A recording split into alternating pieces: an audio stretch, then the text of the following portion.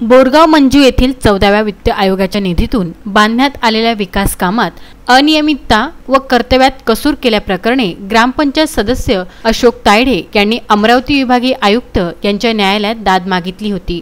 दरम्यान अमरावती विभागीय आयुक्त यांच्या आदेशानुसार ग्रामपंचायत अधिनियम 1958 च्या कलम 39(1) अंतर्गत बोरगाव मंजू सरपंच चंदा दिलीप खांडेकर यांना अपात्र आदेश दिला होता। दरम्यान सदर प्रकरणी 17 ऑगस्टला आयुक्त कार्यालय अमरावती येथे सुनावणी ठेवण्यात आली असता सरपंच चंदा खांडेकर यांच्या वतीने ॲडव्होकेट रहाटे यांनी बाजू मांडण्यासाठी वेळ मागितली असता वेळ न देता 2 दिवसात लेखी जबाब सादर करण्यास सांगितले होते व प्रकरण 20 ऑगस्टला पुन्हा ठेवले। दरम्यान सदर तारखेला ॲडव्होकेट रहाटे यांनी युक्तिवादासाठी वेळ मागितला असता त्यांचा अर्ज फेटाळण्यात येऊन प्रकरण आदेशासाठी बंद केले। तर 24 ऑगस्ट रोजी सरपंच चंदा दिलीप खांडेकर यांना सरपंच व सदस्य पदावरून अपात्र करण्याचा आदेश पारित केला होता।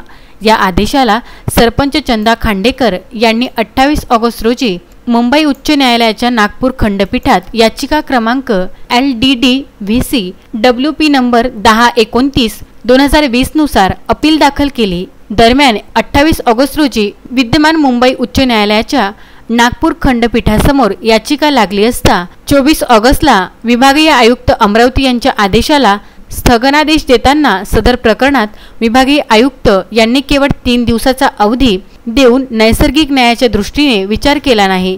स्थगनादेश देऊन चंदा खांडेकर यांना पदावर कायम ठेवून मंत्रालयात अपील दाखल करण्यासाठी संधी दिली। मोहम्मद शारिक, विदर्भ न्यूज, बोरगाव मंजू।